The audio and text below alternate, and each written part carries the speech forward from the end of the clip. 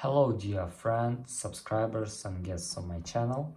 In this video I want to show and tell you how to check for community guidelines strikes on Instagram.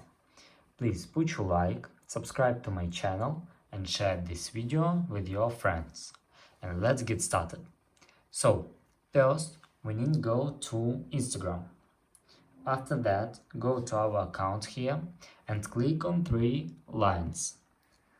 After that, scroll very down and click Account Status and click Removed Content. After that, you can see that we don't have troubles here. But if you have problem here, you can search in Safari next question. You can enter: how do I appeal the removal of content on Instagram for trademark reasons? And that's all. This is very easy way. If you enjoyed this video and found it helpful, please put your like, subscribe to my channel and share this video with your friends. Bye bye everyone. See you later.